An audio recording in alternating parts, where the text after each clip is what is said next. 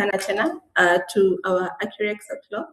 It's Wednesday, exactly at 11, and we are happy to bring this webinar to you this morning.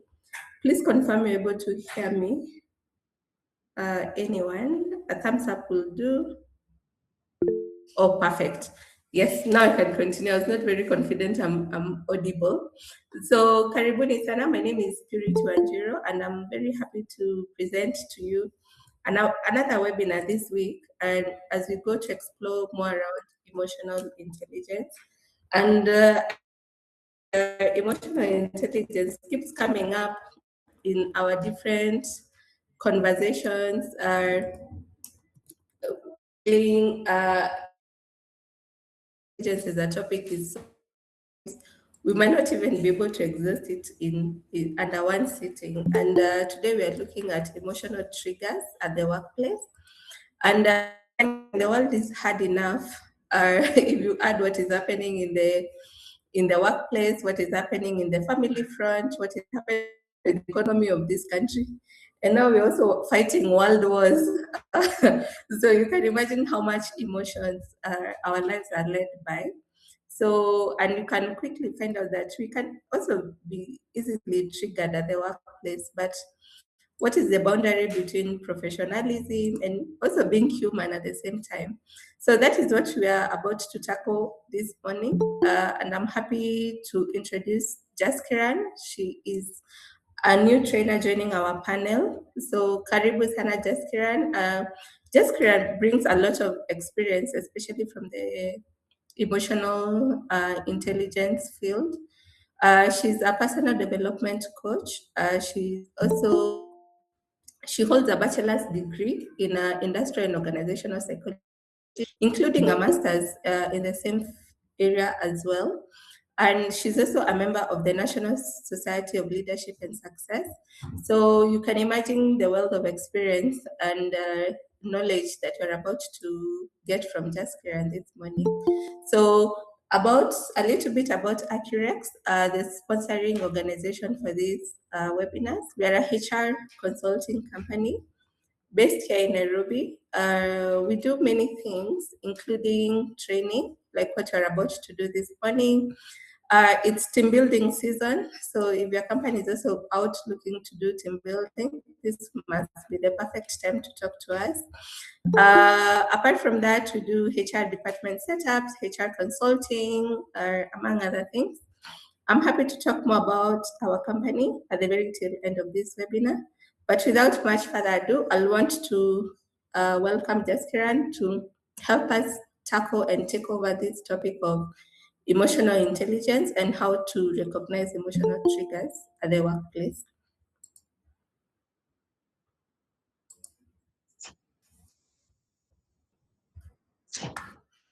Good morning, Purity. Good morning, everyone. Thank you for the introduction. I hope everyone is having a good enough Wednesday morning. And if you're not, we are going to make it good. So just a little bit about myself to add on what Purity said. I am an emotional intelligence coach, and we want to make workplaces stronger, right?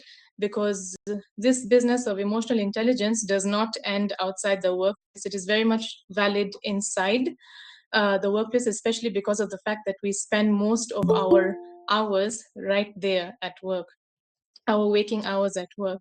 So feel free to step in and ask as many questions as you need for clarity. It is going to be a bit of an, I won't say intense session, but a session that requires a bit of your attention, and it will involve some self-reflection, okay? So quickly, you can grab a paper and pen if you haven't already had something near you. Have somewhere that you can write, and we are going to dive right into it. Also, I would like to suggest one or two, I would say, rules going forward in this thing, because we are talking about our emotions and our lives and the fact that it can be difficult sometimes to deal with things. We have to keep a promise to ourselves that we are going to show ourselves compassion when we are doing these self-reflection exercises. And what I mean by compassion is that we're not going to judge ourselves for what comes up. We are going to try and hold space for whatever comes up for us. And just know that you're in a safe space, okay? If you feel like you need to mention something, the chat box is there. You can raise your hand and you can ask questions, or you can talk something. And if you feel like something has been left untouched, or like it has been touched on and you want to talk about it further, you can message via ACCUREX to now make sure that we try and resolve that for you. Nothing major. It's just that self-reflection always brings up one or two things for us. And it's important when we are talking about emotional intelligence for us to look within ourselves. Okay. Now, before I begin, we are going to answer a few questions on Mentimeter. I'll just share my screen with you for a bit.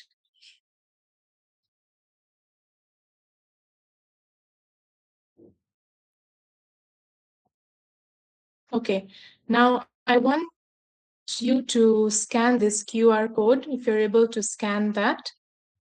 And please answer these questions so that I can have a bit of an idea about, let me start this here, about who my audience is this morning, and then what we can do about this training so that it is useful for you.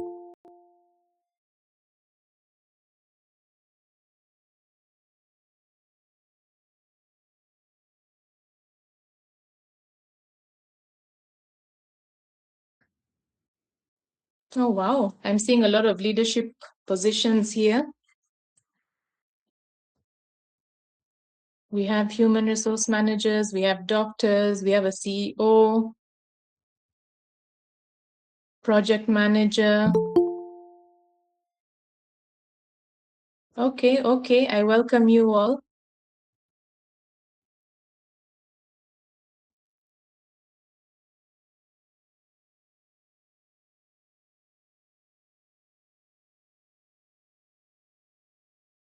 Okay, so we are mainly leaders. We have people that that we work with, teams that we work with. Okay. All right.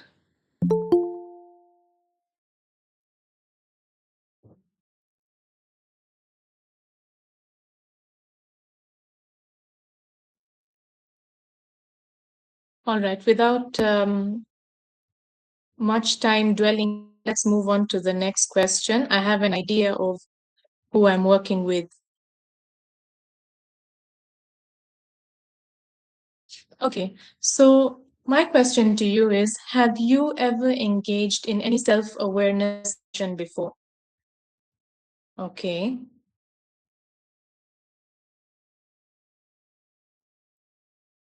If you've engaged in formal sessions or maybe therapy or coaching or something, that counts as self-awareness. Or if you've been on a personal self-development journey through books or podcasts or YouTube videos or all of that, that could be in personal journey, but not a session.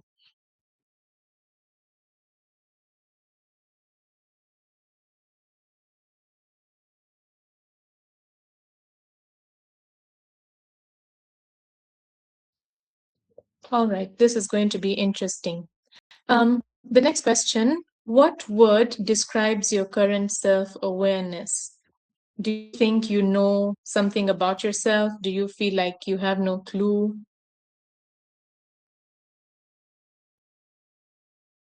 Very aware, okay. Self-aware.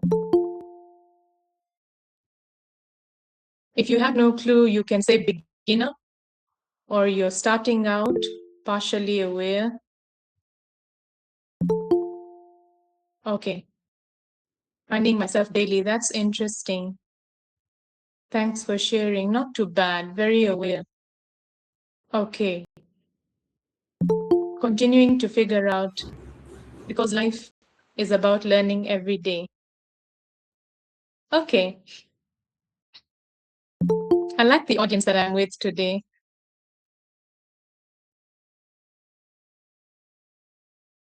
Okay, we have a beginner, we have people who are evolving, who are aware, who are partially aware. Okay, we are a mixed crowd. Do Just to intrigue you a bit about what's to come, do you think that thoughts have anything to do with our emotions? Okay.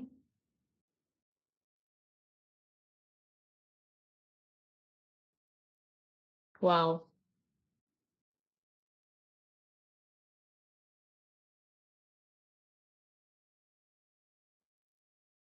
So many people agree that it might have something to do with our emotions.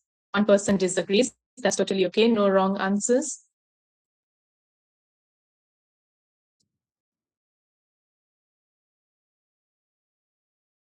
All right. I think this is the last one. I know how mind and body are connected. Do you know how your overthinking is causing stress in your body?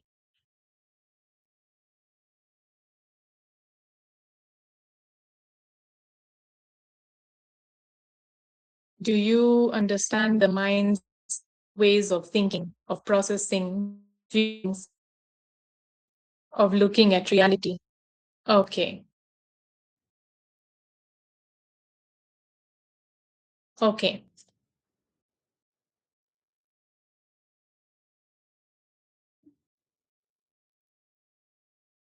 Thank you.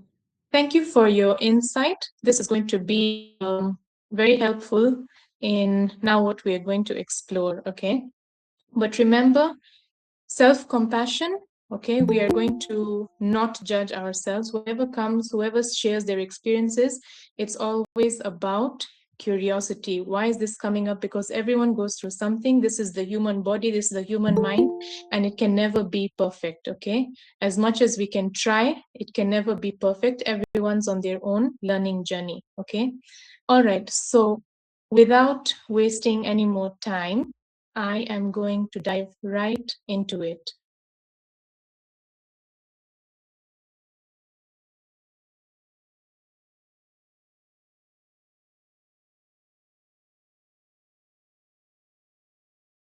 Okay. Can everyone see my screen? Thumbs up if you can. The presentation? Great. Okay. So, as much as we're talking about workplaces, as much as we're talking about a specific part of our life, we need to recognize that we are the same person in a different space, okay? When you're at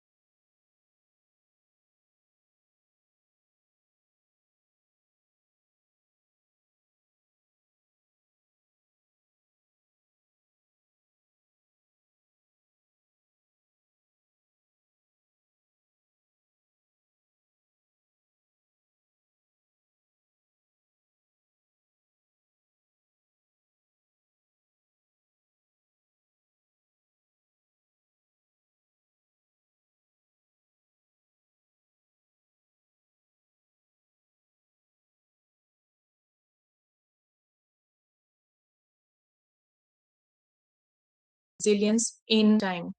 Number 4, we're going to learn to manage situations of different emotional intensity, especially during conflicts. And number 5, let's look at how we can build our emotional resilience through self-awareness and regulation. Now, when we talk about the concept of emotional intelligence, according to David Goleman's framework, there are 4 important parts, okay? Number 1 is awareness, and number 2 is regulation, okay? And then there's 2 other facets to that. There is yourself and there is people. So what that makes is self-awareness. I know how emotions show up in my body. I know my thoughts, my beliefs, my entire psyche. Number 2 is regulation. How can I control myself in a situation, or like even afterwards, how do I process my feelings? Number 3, people management, okay? People awareness. How do I know, how can I read the room and say, okay, here there's a bit of tension, let's not do this way. How can I recognize that this is a liar, this is a manipulator? All those things come under people awareness. And then lastly, we have people regulation, relationship maintenance. How do I interact with people in a way that is amicable? I get things done, and I do not cause a fight out of it. Okay, so those are 4 facets. But today we are going to look at self-awareness and self-regulation. Okay. Now let's go to what is an emotion.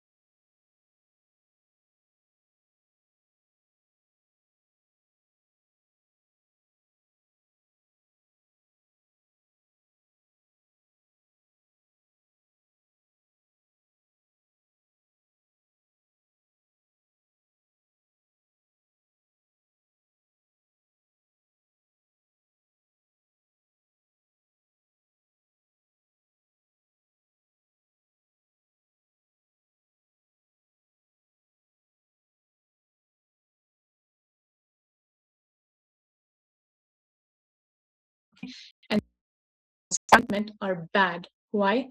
Because they make us feel unpleasant, discomfort. Okay, so that is something.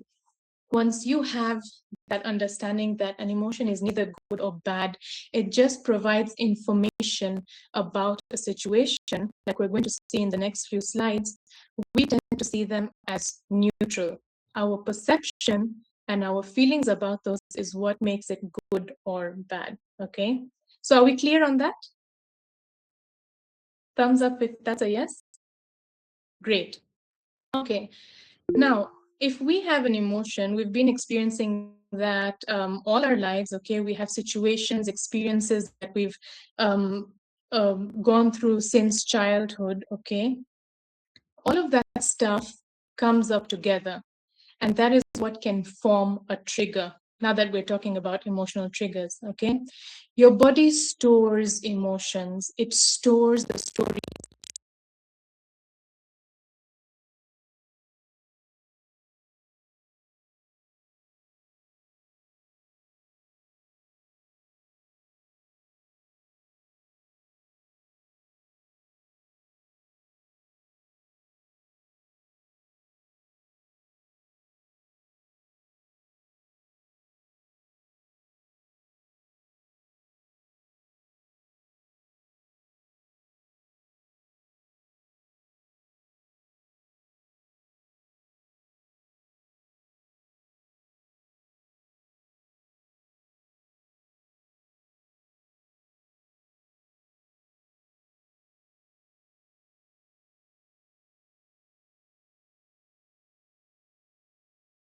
what you're sensing. At me, I heard that, I saw that, and I felt angry.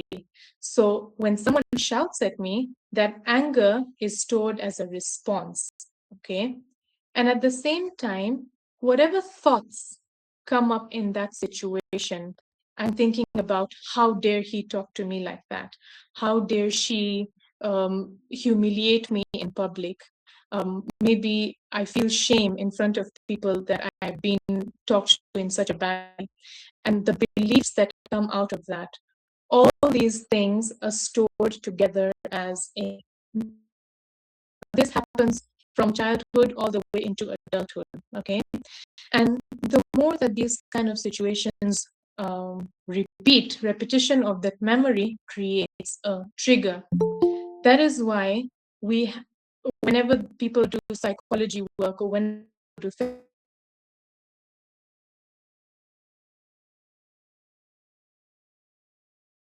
good thing, because in the first 7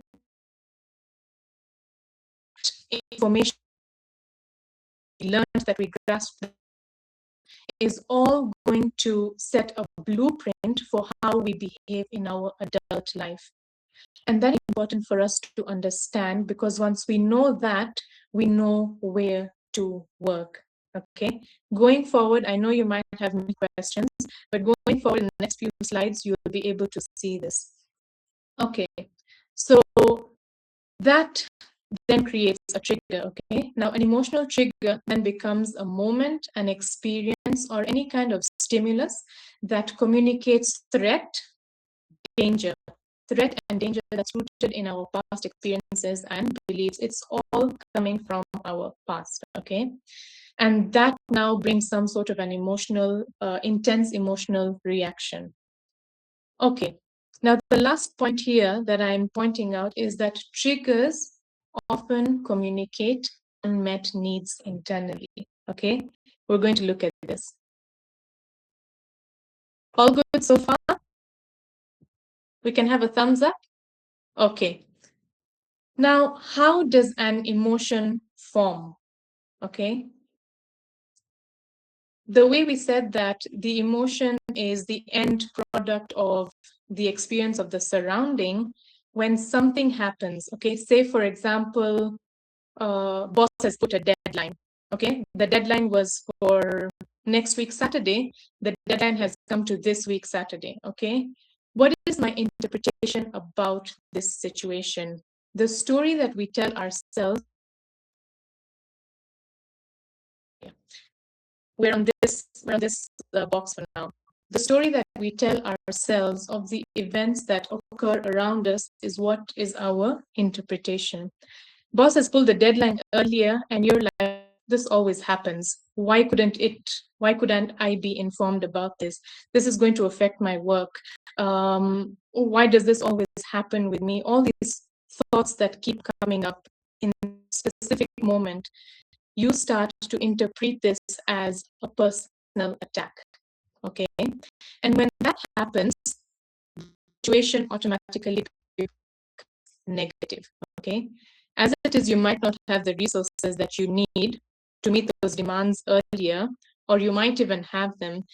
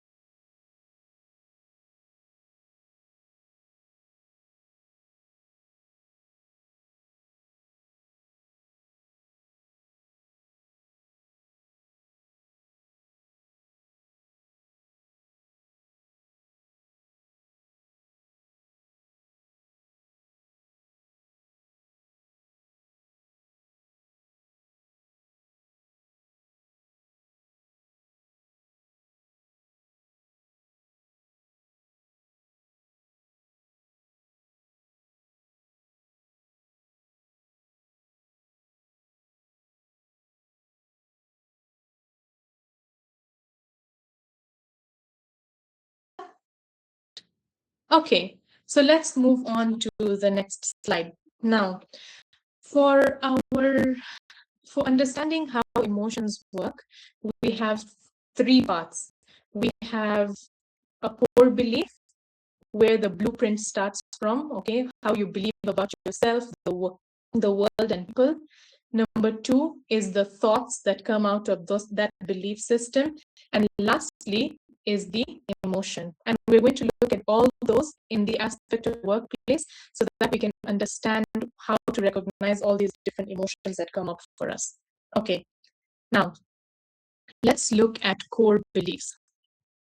A core belief is is something that is like a rule that we form in our early life, like I said, for the first 7, 8 years, and it is shaped on our upbringing and our past experiences. Okay, when you talk about core beliefs, think about how we a new room or a new different space. We look for these cues in the environment to give us some sort of idea about what this place, to create some sort of certainty. So we look at the way people dress up, if they're formal or informal. For example, let's look at entering a new company. Okay, we go into a new company and we see that these people are dressed like this. Maybe it's casual. Okay, they're not really wearing formal; it's semi-casual, and we say, okay, so it's a bit breezy here. That's something that we have formed about that workplace. Then you see the way people talk to each other, the way they deal with you. That creates a certain shape or a certain identity or a certain idea about what that place looks like. And that's the same for children as they grow up. The way their parents behave with them, the way their needs are met or not met, experiences, their school, their community, all of that shapes our core beliefs. Okay, and it forms a blueprint for our behavior, because if I know that the world is a safe place for me to live in, I will go 100% and take up any chance that comes for me to create my success, because the world is a safe place. There is enough abundance for me, there's enough money for everyone, so I'll go out and do what I need to do. But if I believe that money is limited, or if I believe that success is limited, success is carved out for only a few people, I will not dare, or I will sabotage myself from actually taking the steps to do that. It's all in the brain. Those are the beliefs that we have, okay?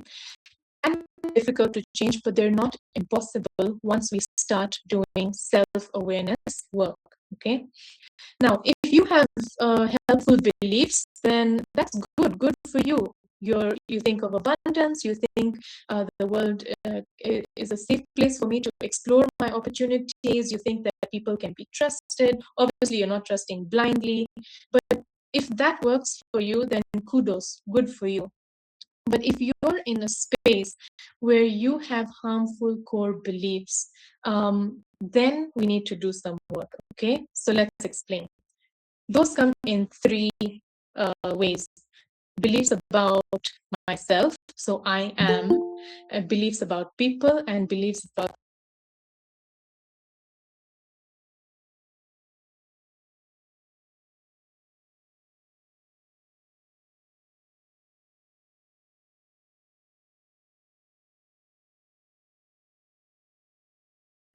okay, worthy enough, you're undeserving, you're abnormal, boring, flawed, all these things that we like to think about ourselves. And then we have what we think about people. People are untrustworthy, people are bad, inherently just users, manipulative. A lot of people that complain, you will see how they think about their surrounding, how they think about people, especially the way they generalize that these kind of people are like this. Everyone's just a user, everyone's just out to get you, right? So the way we talk also shows us our belief system, okay? It gives us an idea into our mind. Think about how you complain in your daily life, what you complain about, how much you complain about stuff, and just look at how you look at different things, okay, about the world, about yourself, and about people. That gives you a very good idea about yourself, okay? Now, thinking about this heavy topic, the core themes that have been found even in research is that core beliefs boil down to three unmet needs. Okay, and and the things that form around those needs are unlovable, incompetent, and helpless. Okay, now this is scientific because as humans, we are wired for social connection. Even when we are working with companies, when we are working within our workspace, we always try to create that environment where people can talk to each other, where there is some environments or companies that have or very tough bosses, very tough leadership, where everything feels punitive, they feel like they do not belong. Okay, and that comes down to being unlovable. That if I do not belong in this place, I cannot say anything, then it's very difficult for me to adjust. I can't be interactive because as humans we are social, and that brings an unmet need out. Now, the second one is incompetence. As humans, for all the 80, 90, whatever years we're going to live, we can't just sit, right? We need to have agency over our lives. And it feels good for us to do something, to be good at something. And when we feel incompetent, or if we believe that we're not good enough at something, that feeling of incompetence rises. This also shows up in the way we do our reviews, performance reviews, the way we talk to people, the way we give feedback to people at work. Is your feedback only focused on the negative stuff, or are you also applauding someone for trying? You know, they might not be there, but have you applauded them for trying? How are you framing your feedback questions, your feedback statements that make them uh, feel like at least they are putting in some effort? Okay, say something nice about them and not just focus on the negatives, right? So that thing, that tool in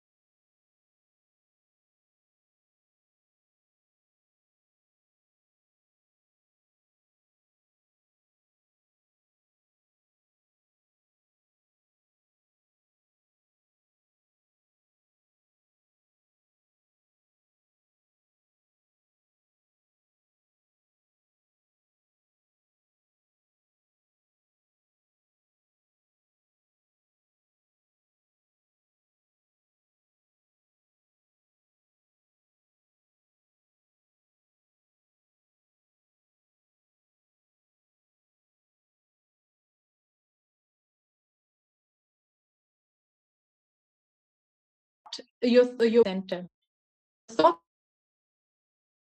are now the thoughts that are going to find different connections to affirm it, okay? And that's how the brain works. Now, let us look at thinking errors. Now, these thinking errors are automatic thoughts, like we've just talked about. And once you jump onto any one of these, they can actually cause emotional distress, okay? And what happens is when you're in that situation, you feel like that's your reality. Because if I'm in a situation where I started a business, okay, things are hard as it is. Entrepreneurship is not easy, okay? You have so many challenges to meet. If you're thinking that, okay, I didn't manage to get my paperwork in order, or it's been delayed, or now the war has started, I can't do A, B, C, D, all of these things start to add up, okay? And if you have some sort of proof in your life that things didn't work out for you well, and it's always, are you hearing that?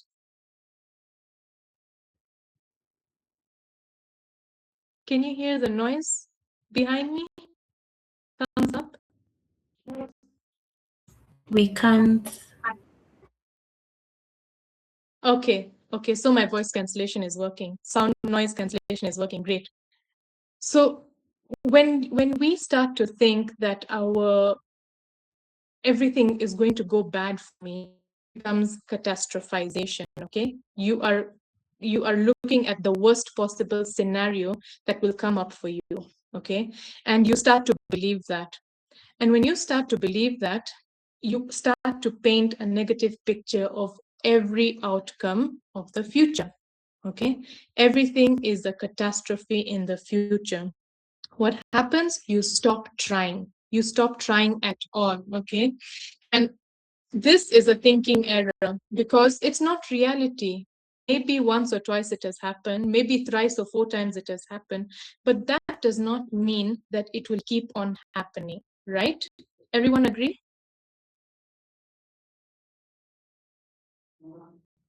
Right.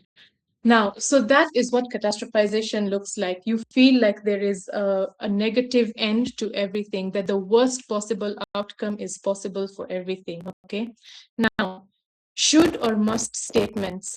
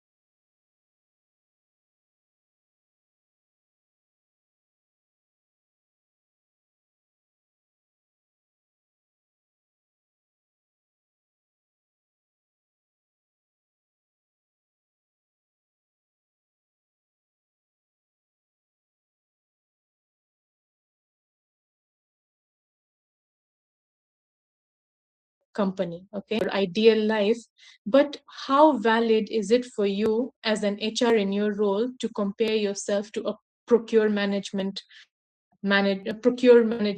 procurement manager, sorry, in another role, right? It's not ideal. But the way we compare ourselves to see how far other people are from us or where we fall in social or in life, whatever, also impacts the way we think about ourselves, okay? I should be happier by now. Who said you should be happy? Happiness is something that you arrive at. Happiness is a choice for every day. Because when you achieve that thing that you think will make you happy, tomorrow that feeling will go away. How many of you have thought that if I get this degree, for example, I will be fulfilled and that will give me happiness? Only to realize that the degree was just another step in life and now the happiness is gone. It was very little, right? Yes, people are agreeing. Or one of those situations where you feel like, if I get this car, if I get this my future wife, if I get my future husband, if I get my kids, I will feel happy. And that's when I'll be happy. Till then, let me keep working, right? And when you reach that point, you feel it and that feeling goes. That is an adaptation of our body, that okay, it has come, it has gone, now what next? Therefore, happiness is a choice for every day. You find things to be grateful for every day. You find things to be grateful for in your life every single day. You create the space for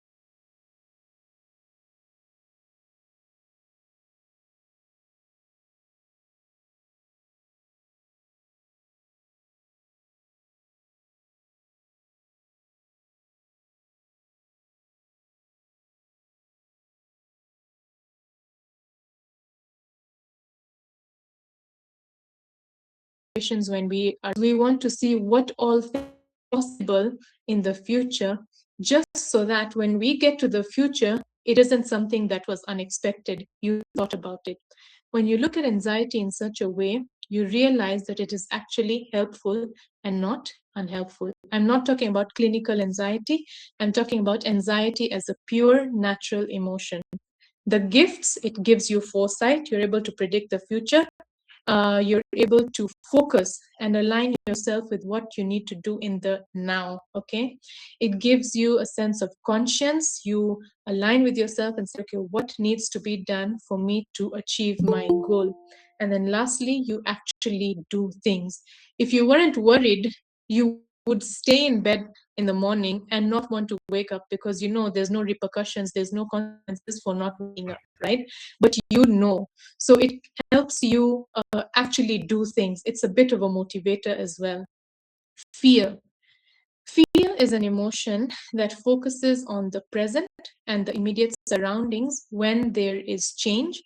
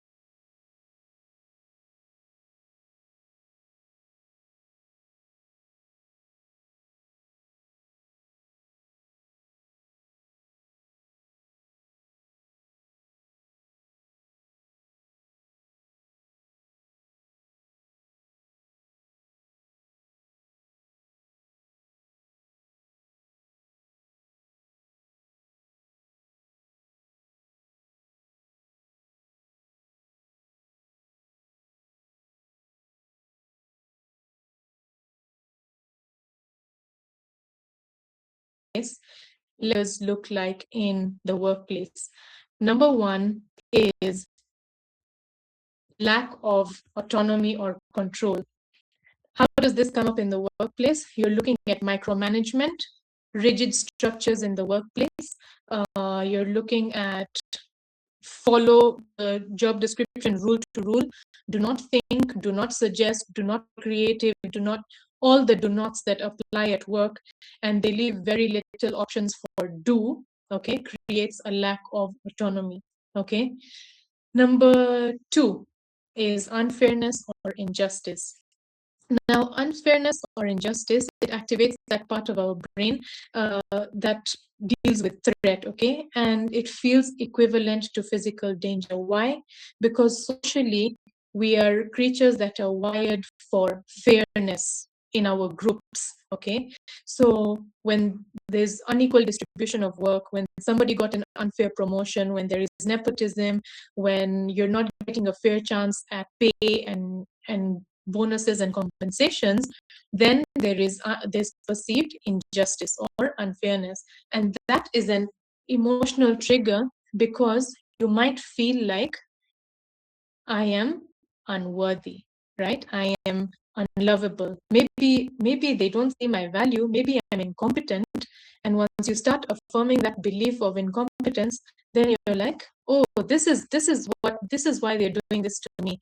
I'm not getting enough pay. I'm not getting those opportunities because I'm incompetent, right? The more you believe that, the more it's going to disturb you. Okay. Then the third one is lack of recognition. Everybody needs a thumbs up. Okay, even the most like the grassroots level people, the high level people, everybody needs a thumbs up, and it's important for us to recognize this. Okay, give people recognition. If you don't give them recognition, they become bitter, they resent, and they feel worthless. Okay, lack of clarity or ambiguity. This is why we even have job descriptions to begin with. When we don't have those JDs, people are stepping over each other or they're leaving work for other people. And what happens is that unclear expectation holds us in fear, worry, doubt, and confusion. And then lastly, we have public humiliation. Somebody telling me off in front of people is a very disrespectful thing, number one, but also it diminishes psychological safety in the workplace. Okay, and that leads to shame, it leads to anger, it leads to embarrassment, and we do not feel heard, we do not feel seen, we feel like we need to, well, we're in prison at work. And a lot of bosses sometimes don't realize the way that they behave actually affects their culture at work. Okay, now the reason that I've put out this theory simply is to put out those triggers in the self-determination theory. This is a motivation theory that tells us that humans have three needs: a need for autonomy, a need for competence, and relatedness. When we have any of these needs unmet, we do not feel motivated to work. Basically, we need to have that will, that agency for any action to come from within us. You can't force me to do anything, okay? It must come from within me for me to feel motivated about that action. So, autonomy, competence, and relatedness. Now, if you think of these three things, they also coincide with our three belief systems, the core themes of beliefs. Number one, which was feeling unlovable, that comes into relatedness. If I can't feel like I belong to this place, if I'm always shouted at, then I do not feel like I belong in this organization. Number two, competence.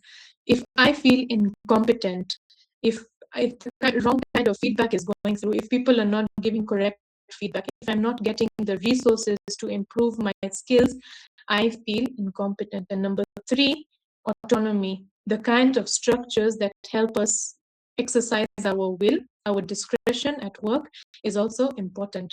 Now, why this is important to understand is that sometimes companies have a specific structure in which they work, right? A boss that created a sales company with a very specific way of doing things will not change it because you want to exercise your self-will, okay?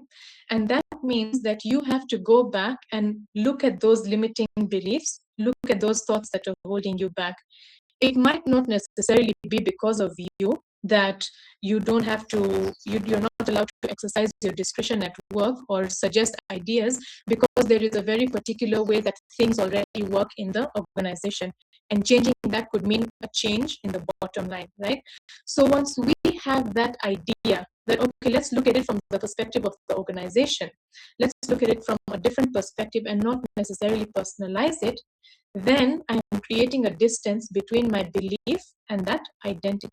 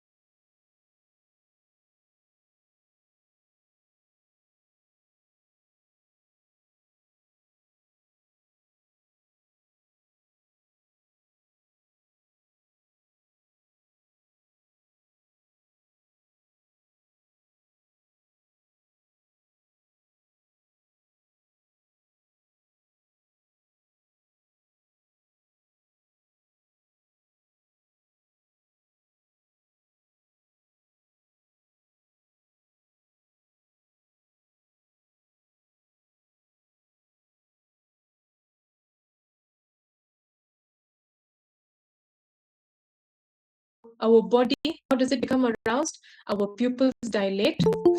Energy is taken from our stomach, from our excretory system, from all these other things that don't need that energy at the time.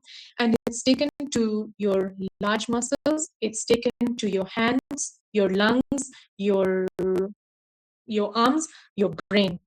The main things that are responsible for making you either run from the situation or fight in that situation, okay? Fight or flight. So basically, anytime an emotional trigger comes up, it is fight or flight situation, right? So your body energizes, your nervous system, then you just want to deal with that situation, okay? Now, how do we cope? Number one, for us to be able to rationally, especially in the professional arena, the number one thing for us to do is to pause. And the reason I say is we need to pause is because we need to create space between the way we are thinking and the way we are going to behave. Remember, when you're highly emotional, when your nervous system is activated, you don't think a lot. Yours is to act quickly, okay? And when you want to act quickly, you lose out on rationality, you lose out on making decisions that could actually benefit you in the long run. That is why they say don't make decisions when you're angry, right? So when you create a pause, when you step back from that situation and you detach and say, wait, let me buy some time here. Let me breathe. Let me go for a walk. Let me just sit and understand what is happening for me here. That moment gives you enough time for you to not make a bad decision or for you not to react. Remember, we have to respond, not react. If you trigger like this and you respond at that time and you give back any feedback at that moment, that is a reaction. Someone says something, I shout back at them, okay? So pause. And how do you pause? Step back. View it as a movie, okay? This is not mumbo jumbo. View everything happening as a movie, and you are someone that's watching. You're not a character, okay? And what is happening, okay? How am I feeling in this moment? It's important to ask that question. If you can return later to the situation, by that time, it's as good as saying, let me return to this later, okay? Notice the sensations in your body. Are you feeling pins and needles? Are you feeling hot? Are you feeling tensed? How are you feeling? And once you do that, you start to breathe. Your breath is the most important tool in pausing, in regulating your nervous system, and overall becoming a calmer person, okay? So you just go breathe, a deep inhale and a deep exhale, okay? Another powerful way to do that, especially when you're angry, is count to 10. When you count to 10, you're giving yourself that space in your mind, okay? That might look like a delayed response, but it is okay for the world to wait, provided that you don't give them a bad, like a reaction, okay?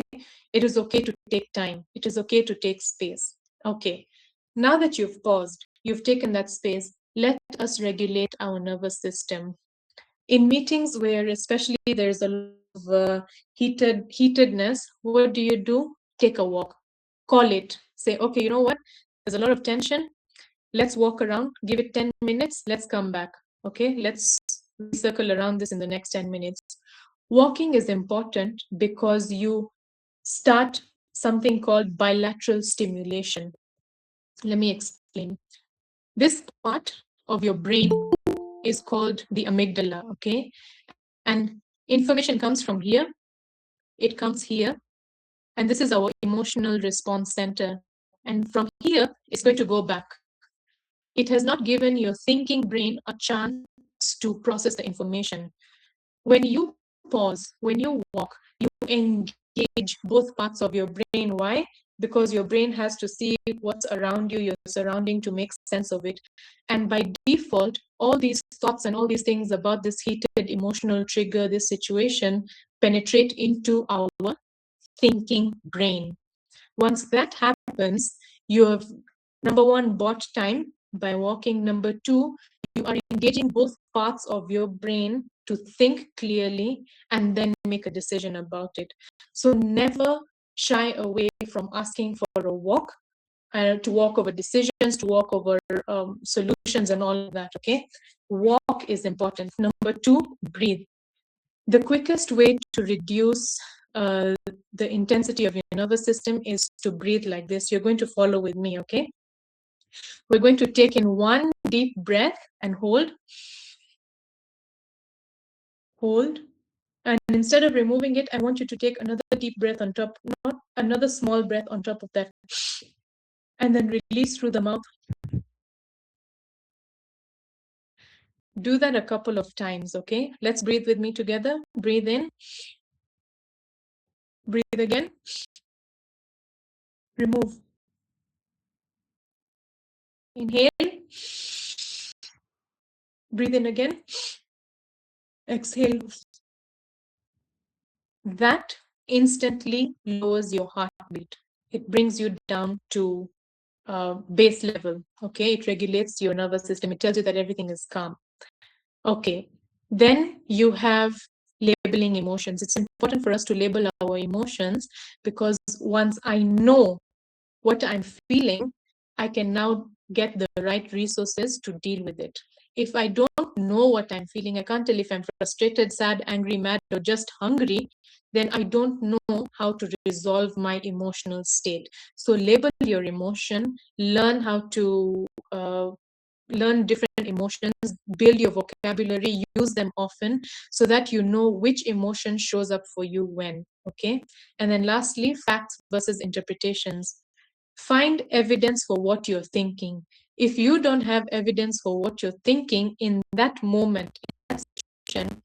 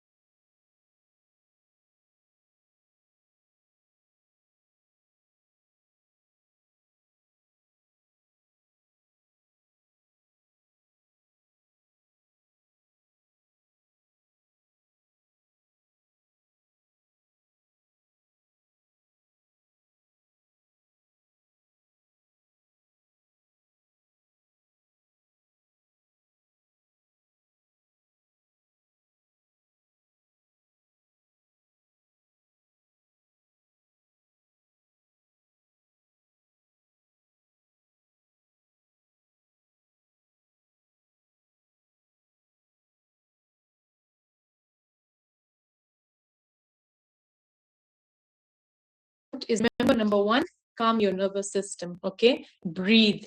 Take a moment and breathe. But then also buy some time. You can say, let me think about it for a moment.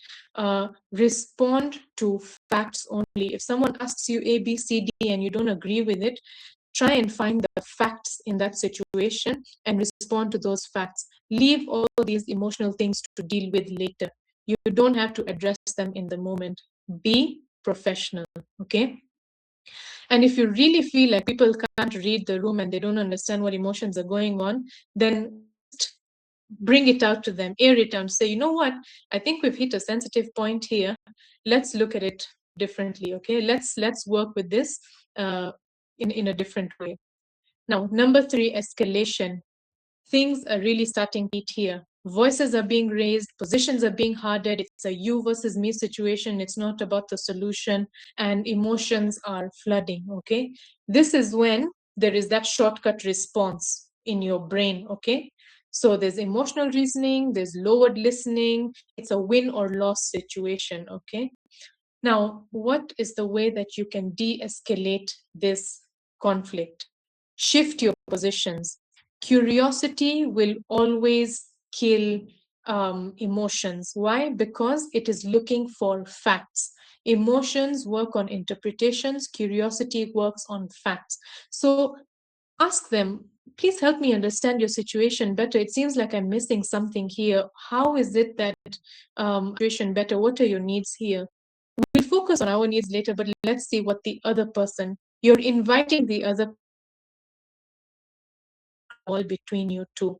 Number four, crisis. Now here, things are blown, okay? There's peak intensity. It's a fight, flight, or freeze moment, okay? People are angry, they're shooting words at each other, they're throwing papers around, or they just want to leave the room and throwing bottles. Some situations actually end up that way, okay? And here, there is no point in explaining rationally anything to anybody because we are using the emotional brain. So what do?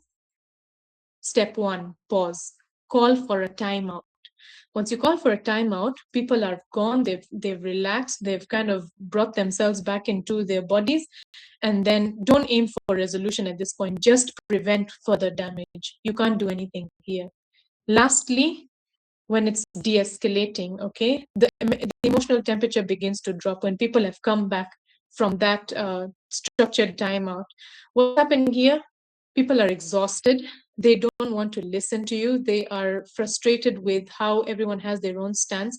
But how do I fix this? Acknowledge the intensity without blaming anybody, okay? You have your standpoint, they have their standpoint. I know that got heated, and I know that we both are looking for a solution. Let's try again, okay? Or if you're the one that came out too strong and you actually entered an outburst, own it. I know I came in too strong. Can I try again? Okay. The more vulnerable you become in showing your emotions and actually acknowledging that you're feeling a certain way, the more people will give you space because you command that respect. You take responsibility of yourself. Good? Are we okay? Okay. I know this has been a lot of information for us to take in. I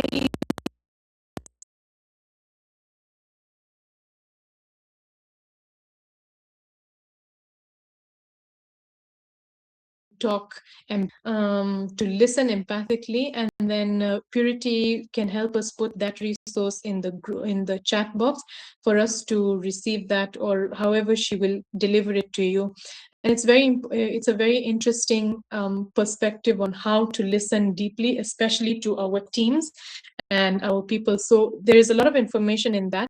It gives us a breakdown of how we should listen with empathy to understand the other person's perspective, and how we can actually come up with ways of talking or listening in a way that people feel heard. Okay, so please check that out at the end of this, and that'll be good.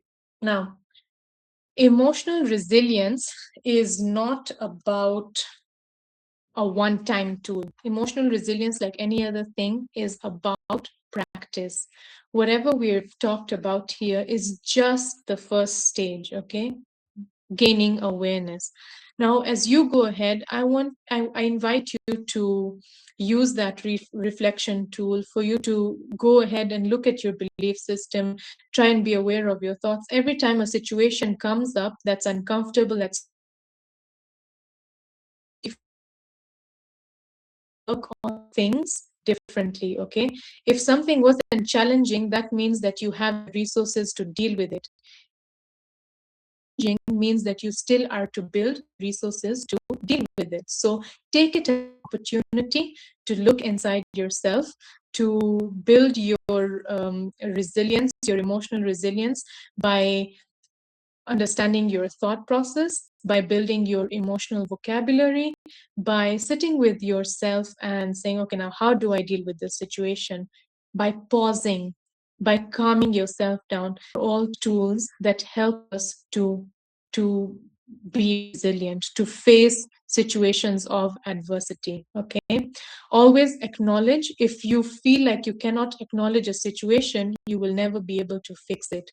Awareness is the first step. Okay. Keep a journal.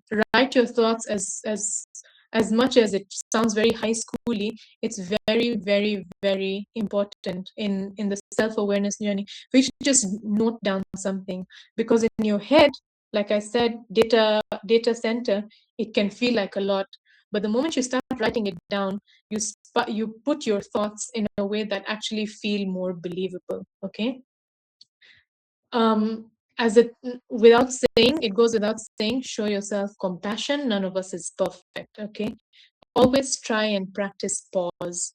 Try and practice that detachment. Okay. That breathe. Whenever you feel like it's too much to handle, your easiest tool is yourself, is your breath. Connect with your breath.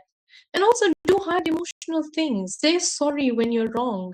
It's very difficult for a lot of people to say sorry. I never used to like saying sorry because I was like, why should I? But then I realized myself, and that made me very humble as a human being. And it really, I stopped facing a lot of challenge just because I was able to own up to my messes and say, okay, I'm sorry about this. Let's do this in a different way. Okay. Take responsibility of your behavior. And then lastly, detach from your ego. Ego is the identity. Keep a distance between your beliefs and your thoughts. Okay, this is the last slide. I'm not going to take much. Everything that we have learned here, I have sort of just summarized it in kits. Okay, what to do in the moment when I'm triggered. Pause, work on my nervous system, make sure I'm connected with self, and then respond factually. Okay, when I have time to sit, let me try and lean into my emotions. Let me label what I'm feeling, build that vocabulary. What are the facts in the situations? What are my interpretations? And what is this telling me about myself? How do I look at myself? Am I feeling unlovable? Am I feeling like needs? Am I feeling am I feeling helpless? What is my need? Okay. Evidence agree. What if it's actually not the way I'm thinking about it? Whenever you have a thought, I look at the opposite side of the truth. And then generally, curiosity. Remember, curiosity looks for facts, emotions look for interpretations. Okay. And let thoughts pass by without attaching to them. It's just data. We don't have to believe all our thoughts. The thoughts that you choose to believe are the thoughts that you're going to empower. Okay. And then work on your unpleasant emotions as they arise. You don't need to bottle it. You don't need to suffocate yourself. The more you actually start working, life becomes. In fact, a lot of challenges that you feel right now are all over your life. They start to fade because you've started to work on them. Okay. And lastly, my dear professionals, your profession is not your identity. Those are two different things. You as a person are different from your profession. It is just one aspect of your identity, okay? And the more you can detach from that and say that me as a doctor, I'm not the doctor is not me. I am a doctor, right? If somebody says something, gives me some feedback about that situation, I am not going to feel bad about it because I know I can improve. Okay, so it is not your identity. And then lastly, the way others behave has almost nothing to do with you and mostly about their own needs. The way I'm behaving with my emotional triggers, like we have seen in today's slide, has mostly to do with me rather than how others perceive. Sorry, I think that came out wrong. The way others are behaving, right? They have their own triggers as well.